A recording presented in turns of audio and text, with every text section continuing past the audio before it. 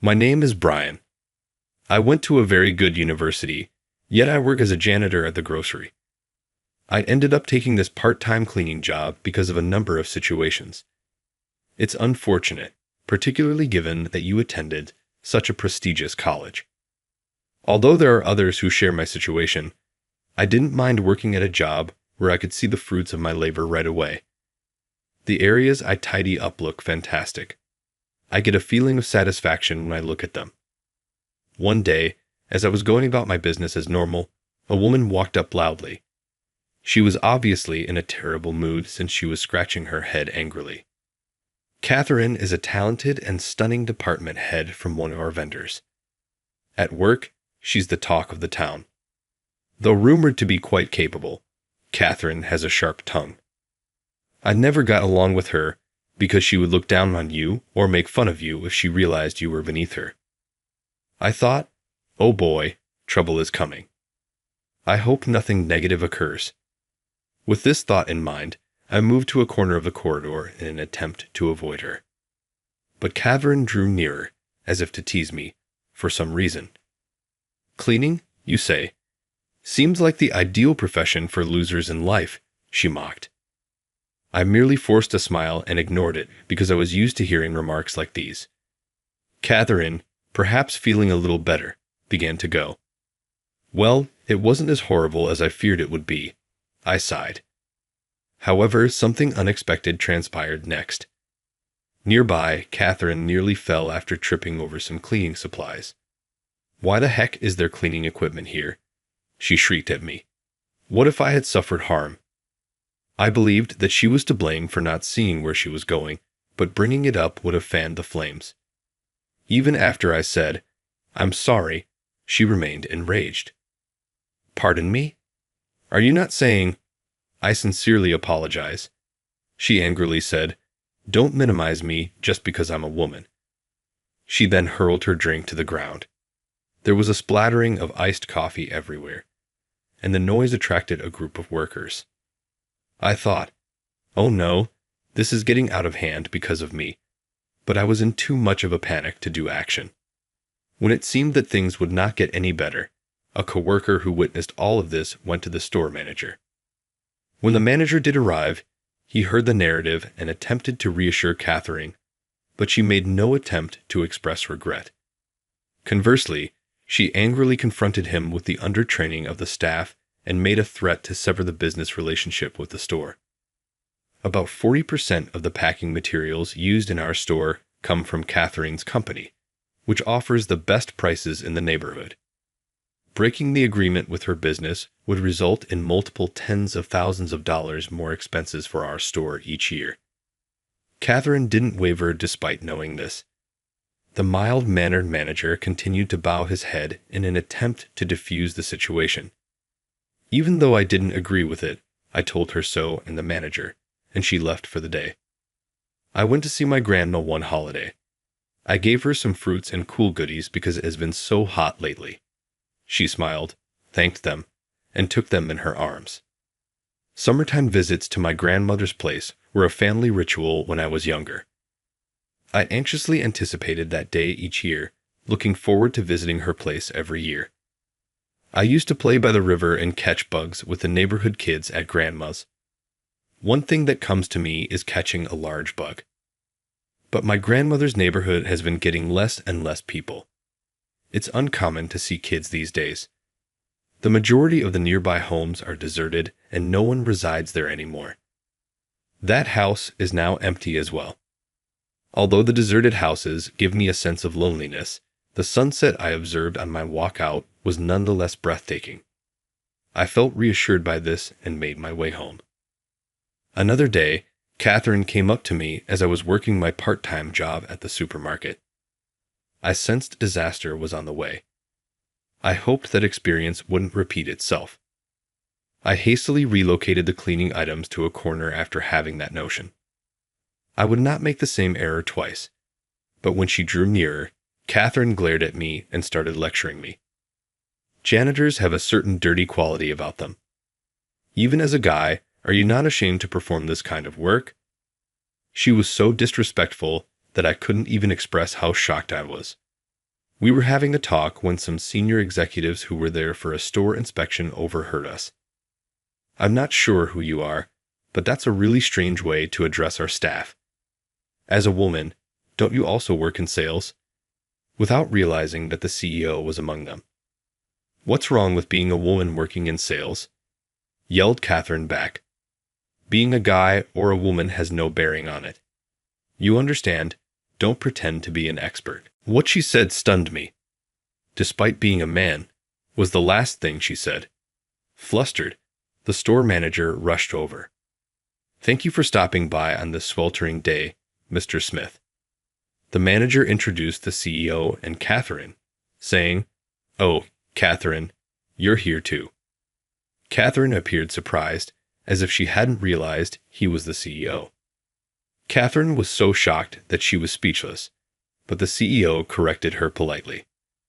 Sayings to others that you wouldn't want spoken to you are inappropriate. People shouldn't be judged on the basis of their line of work. In addition, Brian is contributing to society in addition to his janitorial labor. We work with the local government to support his objectives, and we totally support them. You see, I founded an NPO to address neighborhood concerns while I worked as a janitor. The non-profit organization I founded offers shopping support in rural communities. I was inspired to do this by my grandmother. I obtained my first choice job at a large trade company after graduating from a reputable university. My aim was to travel the world and change the world, but the rigorous nature of the work overwhelmed me, and I left the position after only 6 months. This was not intended to be the outcome. This was my first true failure. I had never had any major setbacks before. I went to my room and felt so defeated that I shut myself in. My mother instructed me to bring some groceries to Grandma's house, since she was concerned about my withdrawal. Her home was in the Highlands, a good distance from the town. It was a pain to shop there, so my mom would order things in bulk and have them delivered once a week. I reasoned that because I had nothing else going on in my life, I should at least assist with that. After a bit, I felt considerably better, so I started the task. To continue hiding away felt wrong. My grandmother would always thank me and greet me with a bright smile when I delivered the groceries. Those remarks meant the world to me because I was feeling so overwhelmed by the rigorous work and had lost my confidence. I came to see that even I had the power to change things. I became so happy that I began going to my grandmother's place almost every day. My interactions with her neighbors also increased as I paid her visits on a regular basis. We only exchanged pleasantries at first, but soon we were having longer talks. If it's not too much trouble, could you do some shopping for me too? Asked a neighbor one day. They suggested that while I was shopping for my grandma, I should also shop for them. The majority of people in this area own their own vehicles, but as they get older, driving gets more difficult, and carrying large groceries can be difficult. It is true that lifting large luggage into and out of a car can be taxing. I made the decision to lend a hand as best I could. I had begun working a part-time job about that time to help support myself. I was employed at a supermarket as a cleaning services employee, and I still am. I chose to begin with a part-time job since I knew I couldn't live off of my parents indefinitely. I still helped out with shopping on my days off and after work, even though I was employed. I desired for everyone to be content. Even though it was physically exhausting, the appreciation I got helped me stay focused and push over my tiredness. The manager then came up to me one day as I was leaving my job to do my regular bulk shopping. I assume you're off today, Brian. Why do you purchase so much? My regular huge purchases had caught the manager's attention, and he was inquisitive. I gave an explanation of how I was helping my grandmother's neighbor's shop. The manager then complimented me on my activities and said how much she liked my initiative. I was actually shocked by his appreciation, as he tends to be reticent. The manager gave me a drink as I was walking away and said, "Here, take this." The cold drink was a welcome relief on this hot day. I was moved by the manager's considerate act and thanked him before accepting the drink. After my shift ended, About a month later, the manager called me into his office. The mood in the room, all by itself, was strained. This gives me a horrible feeling. Does the business have problems? Will they allow me to leave? I could feel my heart pounding as I readied myself for his remarks. The manager asked, "Brian, have you considered starting an NPO to assist with shopping?" It was an unexpected suggestion. A non-profit organization. When I realized I wasn't getting fired, I felt relieved. Still, starting an NPO was not at all what I had anticipated. I never thought the manager would say something like that. During a casual conversation, the manager had brought up my shopping aid to the CEO. Inspired, the CEO remarked, "Why not make it a business? I'll offer assistance." The CEO's mother also struggled with shopping, living alone in a faraway place. She wishes her house was nearer to a store. It appears that the CEO experienced the same irritation upon learning of his mother's worries. Thus, after hearing my tale, he recommended establishing an NPO. Yes, it is a blessing to have the company's backing. But is it really possible for someone like me to succeed? After college, I worked for a company that I quit after just 6 months. I've never held a real job, and now I'm meant to launch a company. I told the manager how I really felt. The manager then said to me, "At first, everyone has doubts. I'll try my best to help, even though it might be difficult. Let's try our hardest at it." Despite my reservations, I felt motivated to give it a shot because of the manager's words of encouragement and the thoughts of my grandma and the people in the area. It is necessary for an NPO to have 10 or more members in order to be established. Thus, assembling individuals was the first stage. With the assistance of a few people, I was able to find volunteers. Numerous additional items were required for the installation. The application process was challenging and involved several new steps. I had hoped that may have been easier, particularly in terms of preparing the required paperwork. It was difficult because there were so many paperwork with technical jargon in them. I finished the paperwork somehow, sent it in, and waited impatiently for the evaluation.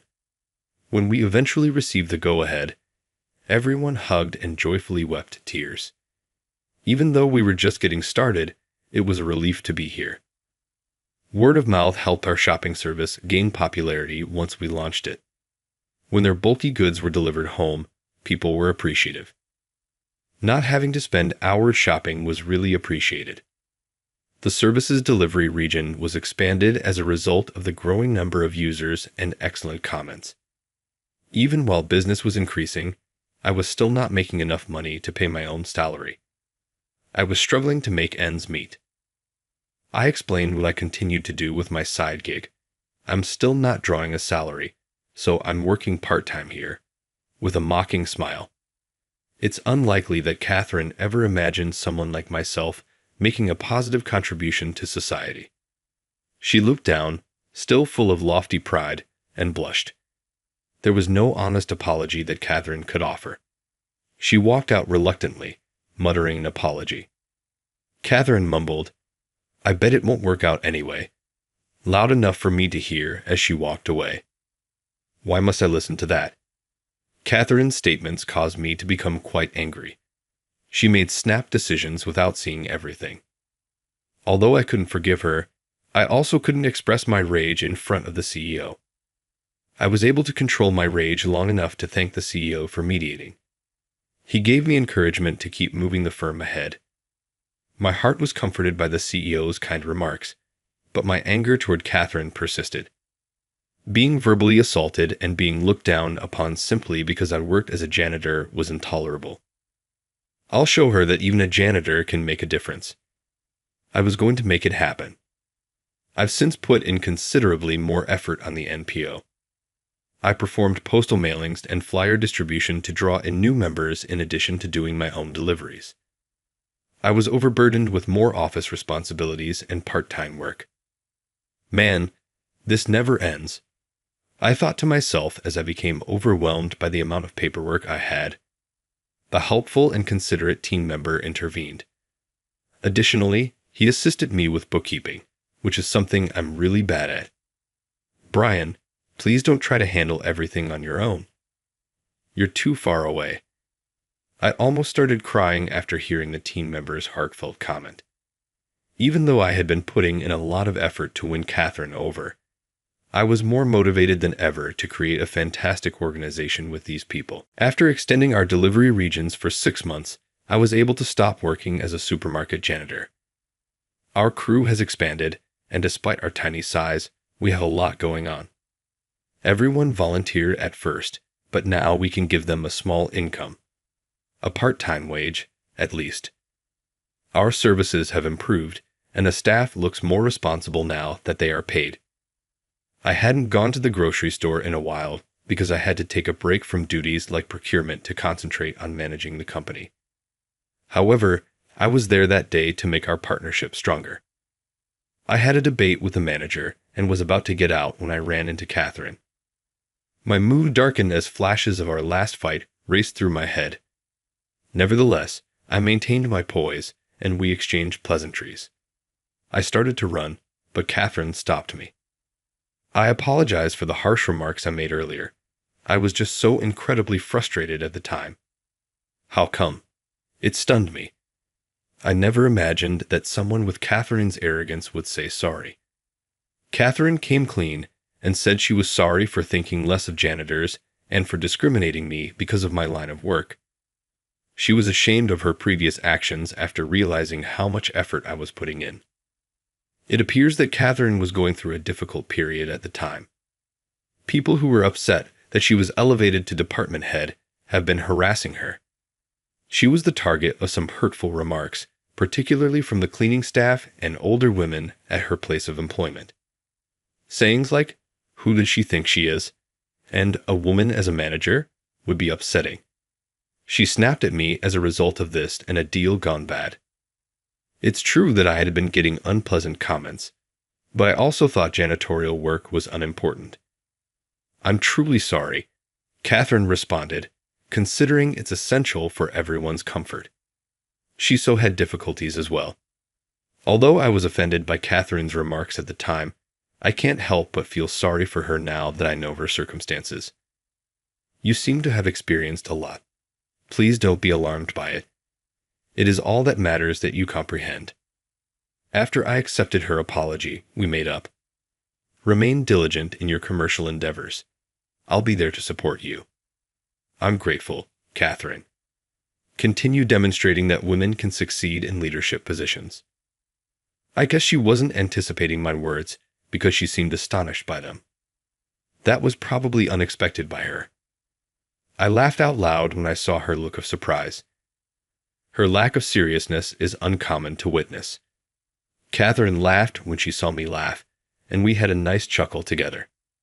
In addition to the elderly, I also intend to help people who are getting home care and living alone. It's not a problem if they have family who can visit them frequently. Nevertheless, I believe those who can't or who live far away might benefit from some support. My goal is to make shopping a daily struggle for no one. I'm still working for that dream. You poor high school dropout, get out. You have no place here in this elite, members-only opulence. This yell reverberated through the corridors, completely out of place. The voice belonged to a hot-tempered, attractive woman who had been a beloved classmate since middle school. She had come without invitation, and as soon as she saw me, she began to abuse me. The gathering's atmosphere was soured when she protested that the organizers had completely failed to invite her, even when one of them attempted to step in. Despite not receiving an invitation herself, it appears that she learned about this place from our classmates' social media posts. She was compulsively browsing the social media accounts of yet another old classmate with whom she had little or no relationship. A number of students who shared the material appeared to have regrets. They had no idea that a student they didn't even follow or have a close relationship with would take the time to read their posts. Additionally, none of the classmates who posted had made it clear whose reunion they were referring about.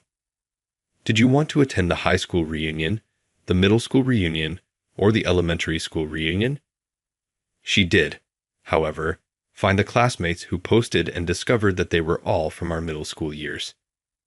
The other classmates in attendance were extremely surprised when she boasted about it. To be honest, her level of obsession was terrifying. Since she is hated, Emily was not invited to the reunion. Despite this, she seems to still think she is popular, as she did in middle school, and she complained to the organizer that the reunion couldn't begin without her, the class star. She gave a triumphant snort when the organizer apologized for not inviting her. She then began to torment me once again after realizing I was still there. She was very annoying with her loud and annoying ranting. Ultimately, the disturbance was an annoyance and was clearly causing discomfort for the other students. I inquired as to whether I should actually go. I chose to depart after she said that my presence was in fact an annoyance. I told my pupils not to worry about me and opened the door to go when they tried to stop me. She exclaimed that she was relieved as I was leaving, as if I could hear her. She had no idea what a horrible experience the following morning would bring. I'm Jack, and I'm 34. I'll be 35 in a few months. My parents, grandparents, and I are a family of 4.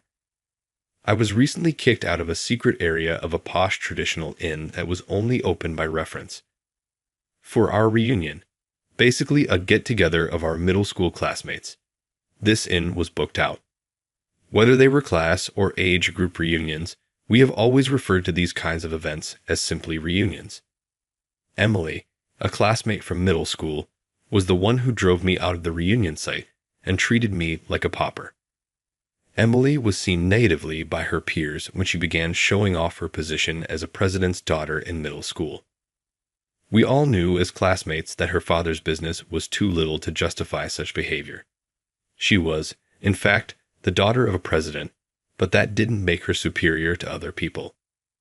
Emily constantly pretended to be better than everyone else, but she particularly denigrated me and called me poor, presumably because I didn't express my feelings much, which Emily didn't find funny. I didn't reply to Emily's remarks or cry like other of my classmates did. Instead, I chose to ignore them. Despite my frustration, I kept it to myself. I thought it was useless to respond. I believe I know why Emily thought I was impoverished. She may have assumed we were a single-parent household because I was living with my mother at the time. Emily thought I was impoverished because, to her, a single-parent household equated to poverty. With such biased views, it seemed futile to dispute with someone like Emily. We weren't a single-parent household at the time, even though I was living alone with my mother. Since my father didn't live with us, it might appear that we were raised by a single parent, but he did provide for our financial needs. My father is a Japanese-American international lawyer who holds legal degrees from California and Japan. He was employed in the California office of a major law business that has offices all over the world. He was moved to Japan, nevertheless, while I was in the 4th grade of primary school. My mother and I thought about following him to Japan at the time, but we decided against it for a reason. Even after 10 years of marriage, my father had not been accepted by my mother's parents or my grandparents. My mother and I made the decision to remain in California in order to persuade them. Despite their disapproval of my father, my grandparents were always loving toward me. My father would come visit us once or twice a year for a lengthy vacation. But my mother and I stayed in California since it seems she didn't want to take away my devoted grandparents. My mother got married just after graduating from college, which is presumably why my grandparents were against it. My mother had just begun her profession, but my father was 6 years older and had more life experience. My father told me that my mother had chased him with passion, but my grandparents may have thought that my father had enchanted their daughter. Even though he was of American blood and spoke English fluently, my grandparents also found it difficult to understand that he was not truly American. Though they had not emotionally reconciled it, they could comprehend it conceptually. In an effort to convince them, my mother and I would frequently visit my grandparents and assist with the family company. I started to believe that I wanted to work in my grandparents' field someday while I was assisting them with their company. In the summer of my 3rd year of middle school, I made this request. Maybe someday I can take over here. My mother and grandmother were taken aback by what I said. Their astonishment was understandable because I looked up to my father and had said when I was younger that I wanted to practice law like him. My mother and grandparents likely believed that I still wanted to be a lawyer, even though it's common for childhood goals to shift. Everything changed after this realization. My mother had married my father, and I was going to be a lawyer, so apparently my grandparents had been concerned about not having an heir. My father would have abandoned his career as a lawyer to work with my mother if she had made it clear that she would take charge. Even as his kid, I could see how much my father loved my mother. His displays of affection were so numerous that I was ashamed to observe them. Naturally, he lavished me with love as well. Perhaps my father's too direct displays of devotion were the reason I was reluctant to show my feelings. My father began discussing resigning from his position and returning to America when I showed interest in taking over my grandparents' company. He had fulfilled his aim of becoming a lawyer, so I felt it was a waste, but he didn't want to live apart from my mother and me. My grandfather remarked, "Jack can take over when he's an adult," and proposed that I move in with my father in Japan, although my mother and I were concerned about this. My grandmother agreed, stating that it was odd that the family had to live apart for such a long time. It was planned that I would travel to Japan as soon as I finished middle school because, in effect, they had accepted my father. Following that, everything was hectic, including getting a visa, getting ready to move, choosing schools, and more. There was a lot to accomplish. I eventually attended high school and college in Japan before coming back to the United States at the age of 22 to begin getting ready to take over my grandparents' company. My father promised to resign his work and accompany me back to America once it was decided that I would. However, my mother convinced him to stay in Japan because she wanted to. In order to keep my father from leaving his ideal work, my mother may have insisted on staying in Japan even if she didn't really want to. I moved home with my grandparents in order to get ready to take over the family business. My grandparents were generally kind, but when it came to labor, they were strict. They would ruthlessly reprimand me if I even slightly neglected my duties. After a while of rigorous supervision as a successor, my grandfather unexpectedly became ill. Even though he was still employed, his body must have reached its limit at the age of 74. At the age of 71, my grandma also made the decision to retire. Workers who had worked for my grandparents for a longer period of time than I had, and who had been involved since they were young, acknowledged me as the heir and concurred that I should assume the role. Even if there were still some questions, I made the decision to go under my grandparents' direction. I intended to include the suggestions of the younger staff members while maintaining the elements that my grandparents valued. I had been in charge for 5 years, and it was time to launch new projects. I was living a very hectic life as a result of this. My parents would occasionally come from Japan to assist. My father and my grandparents get along well now. Now, it's normal for my grandparents to give him hugs. I got a call from Michael, a good friend and classmate from middle school, as we were getting ready to begin putting these new efforts into action. Michael's call must have been about something important because he knew I was busy. I was shocked to see our old classmate Sarah there with Michael when I got to the meeting spot. After hearing their narrative, I realized why they got together. "We've decided to get married," they declared. I had assumed Michael would be by alone. In middle school, Michael and Sarah were my classmates, but they had not dated since. They attended different high schools and universities, as I recall. It came out that Sarah, who was motivated to become a nurse by the illness of her loving grandmother, was working at the hospital where Michael was admitted after overworking himself and becoming ill. Everyone was aware that since middle school, after her grandma passed away, Sarah had dreamed of becoming a nurse. Sarah had attended a high school with a nursing program, I recalled. She had been admired by many boys, drawn to her gentle and serene disposition. Michael was now an attorney. I had known Michael since we were kids, and since our homes were next to one another, I was also aware of his lawyer father. Michael shared my desire to follow in my father's footsteps and become a lawyer. Michael had achieved his aim of becoming a lawyer, but I had taken a different route. He was a perfect choice for the position because of his strong sense of justice, and he frequently served as our class's mediator. The news that Sarah, the class's Madonna, and Michael, who was renowned for having a strong sense of justice, were getting married was noteworthy. I wanted to know how our peers would respond. Michael wanted to inform me in person, but they intended to announce their marriage on the class group chat. Michael's remark moved me, and I felt both embarrassed and happy at the same moment. It seemed different coming from a close friend, even though I had received overt displays of love from my family. I said, "Why don't we organize a reunion?" in an attempt to gain Michael's affection. One of the most important events in our class was the marriage of Michael and Sarah. I thought it was a little dull to announce their marriage via a group chat, but I also wanted to see how our classmates would respond. But my idea caused Michael and Sarah to seem conflicted. I recalled that 5 years prior, I had not received the invitation to the 15-year reunion, which was conducted every 5 years.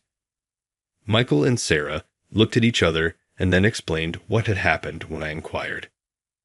Only my close classmates knew that I had moved to Japan after middle school. Emily wouldn't know, of course.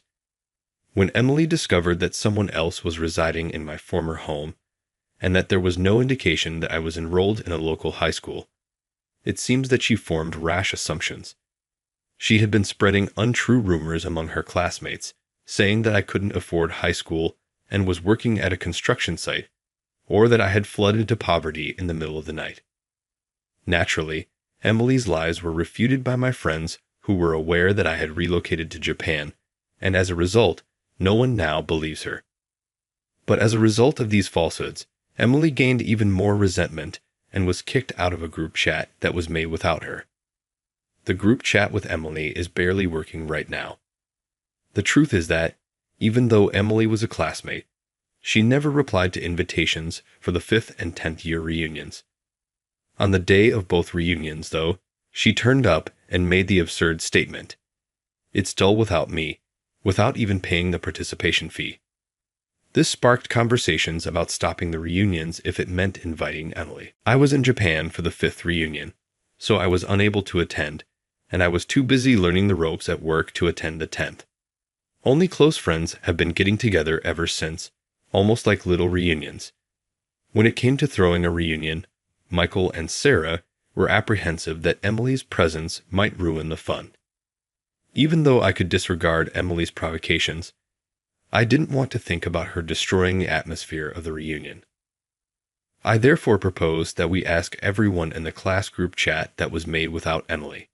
Since there was a chat group with no Emily, I had expected that everyone would agree not to invite her. However, I was surprised by the support for inviting her to be zero. That not a single person, not even Sarah or Michael, suggested inviting her astonished me. Even if they didn't like her, several others expressed that they wouldn't go if Emily was present.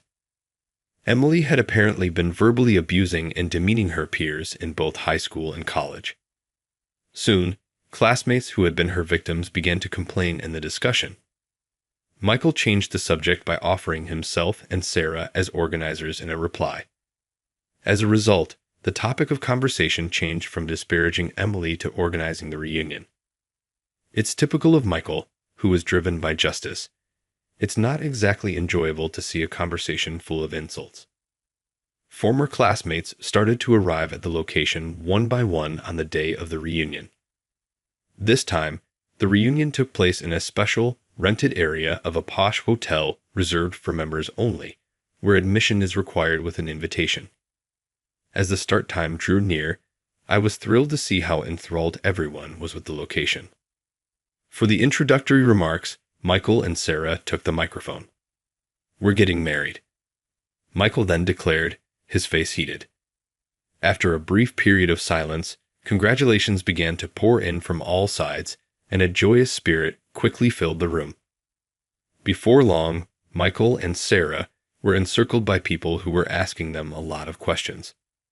I started crying as I watched them hesitantly respond. Even though I struggled to express my feelings, happy tears seemed to come easily. Perhaps as I've become older, I've started to resemble my father, who expresses his feelings freely. It made me smile to think that my father would be publicly crying and expressing his happiness at such a time. We experienced a surge of nostalgia as we reflected on our middle school years. Our class was known for being close-knit, even with Emily.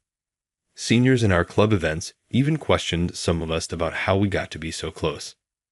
There were also individuals who heard from pals in other courses that we were almost strangely close.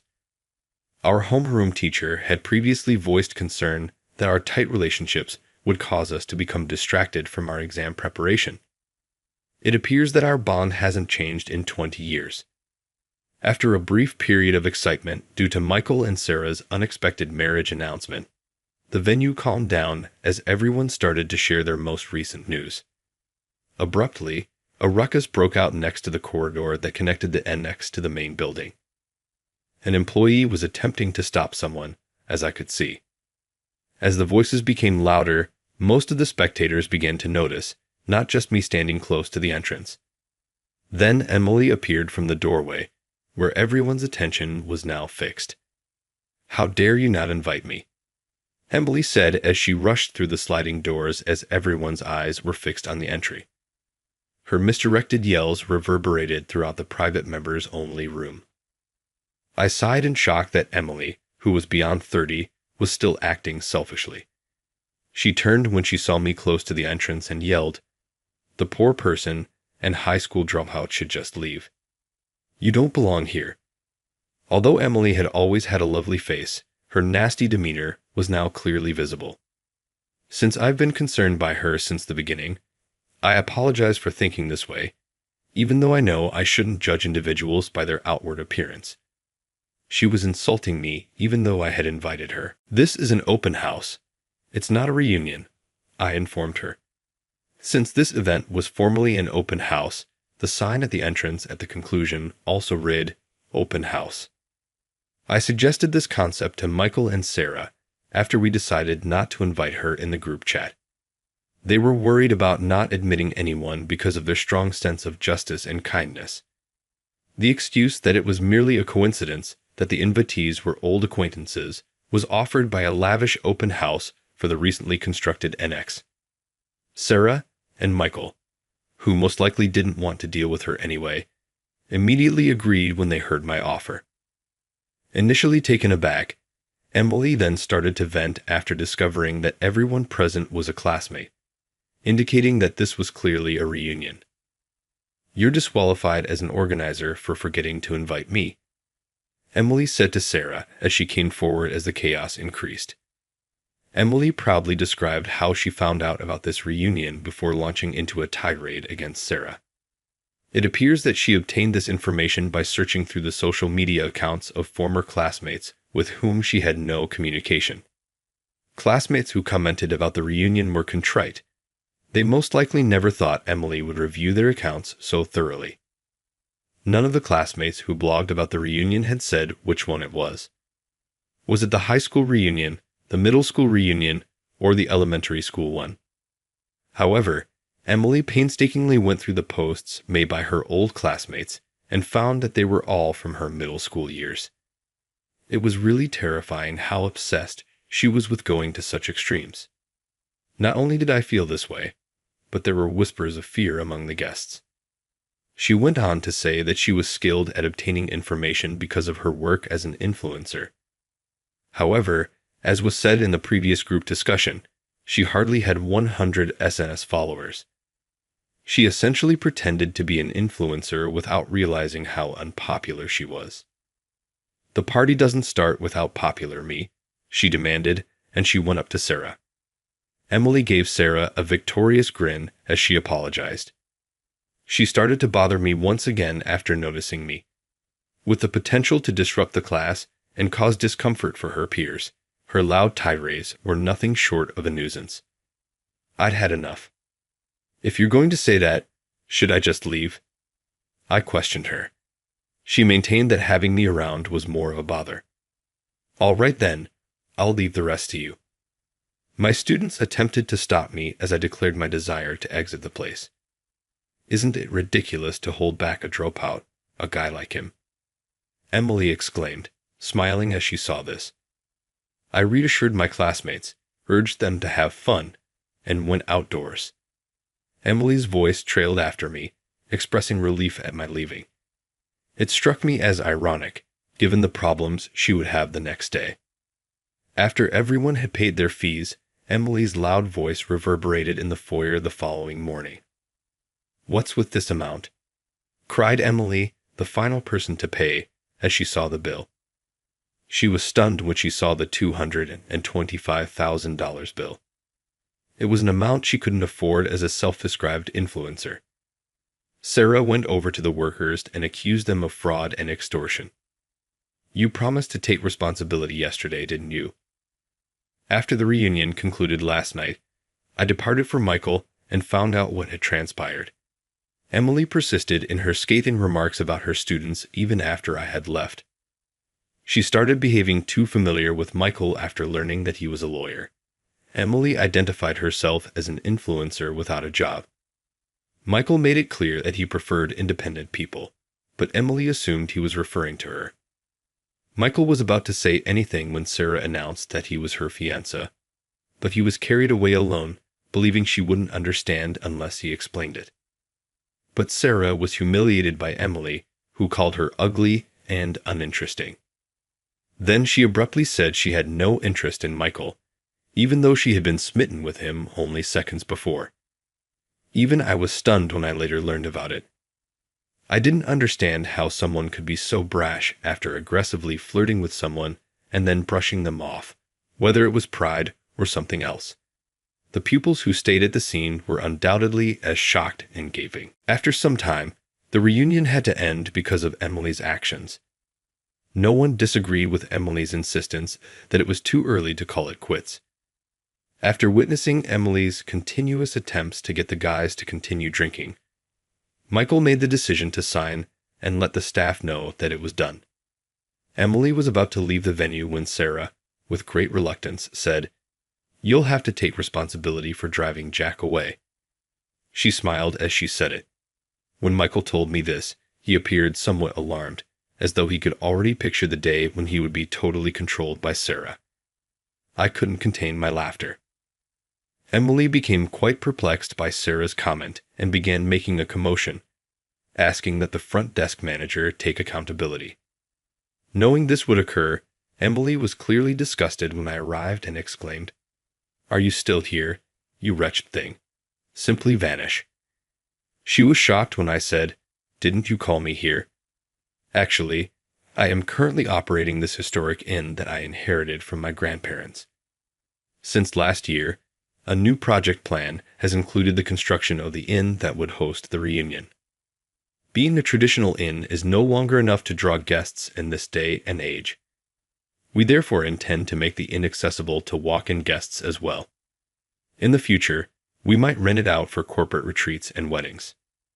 As a monitor, I had asked the reunion attendees to complete surveys so I could use their input to inform future preparations. As a close friend, I wanted to provide a suitable setting for Michael's marriage announcement. But if Michael had known the true cause, I knew he would have hesitated. I invited everyone under the pretense of a viewing party because of this. I explained everything, but Emily was unconvinced that a poor dropout could manage a posh inn. Michael then added, "I think Jack's family is probably richer than Emily, but it might be strange for me to talk about someone else's family." He clarified that my father was an international lawyer and that this was the inn where my mother's family lived. Emily ceased referring to me as impoverished, but she offered justifications, stating that she refused to accept cash. But last night, I had made it very obvious to her that it was a viewing party. Because her classmates were present, she was the one who thought it was a reunion. Emily maintained, however, that the sum was outrageous. There was nothing I could do but break out the amount in detail. Participants in the viewing party paid $200 to act as monitors. One requirement was that participants complete a survey. I, the owner, wanted to see how the participants truly responded. Thus, that was part of the goal. However, I was unable to observe their responses because Emily pushed me out, so I chose to bill Emily the difference for the 25 participants. I utilized the main building's pricing of $1,200 per person, less the $200 charge, which came to $1,000 per person for 25 guests, because the inn's room rates weren't finalized yet. Emily was receiving what she was due, despite her claims that she was unable to pay such a sum. Michael informed her that she was fortunate not to be held accountable for the harm she had done to the viewing party. Participants were required to complete a survey, but Emily suggested an installment plan that would only cost $100 a month. That sum is out of proportion. It was an absurd plan that would take years to pay off $25,000. Someone I had contacted showed up at that very moment. Emily's face went white as she saw this individual, and she froze. Anticipating Emily's incapacity to pay, I had contacted her father first thing in the morning. I had Emily's father's contact information because he has a towel rental business and had been to this inn on several business trips. I had rejected his proposals, assuming he was being offered a contract, because we do our own laundry and sanitation, and had no plans to employ a rental service. After I'd explained the issue, Emily's father quickly arrived but was forced to apologize with his daughter. He apologized and begged for mercy, pointing to the dire financial state of his company. I had the almost admiring notion, like father, like daughter. Forgiving them now would, in a sense, only encourage Emily to go on additional outbursts. She showed no regret and had the audacity to say, "I'll marry you," even in such a circumstance. Emily started crying as I suggested contacting our legal counsel. When Michael noticed this, he told Emily's father, who was sitting there in disbelief, to remove the sobbing Emily from the front area right once to prevent any disruption to the inn's operations. After that, Emily's father quickly took her arm and ushered her outside. In the hotel business, Emily's father's towel rental business wasn't well known for providing towels with mold or stains that couldn't be cleaned. I had heard that the company was losing contracts quickly as a result of the careless service. Additionally, I was informed that Emily's father attempted to make ridiculous demands, such as requesting contracts in return for marrying off his lovely daughter. Emily was really lovely, even when she was silent. Rumor had it that someone who had accepted a blind date after being enchanted by her pictures was totally repulsed by her demeanor. Emily must have pushed her way into the reunion in search of a new source to suck from after finding out that her father's business was going bankrupt. Regretfully, none of her classmates who were aware of her personality expressed interest in dating her in the future.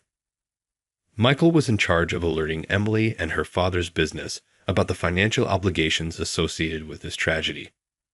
At the past 2 years, Michael has worked at the inn as a legal advisor. My folks came back to America 2 years ago.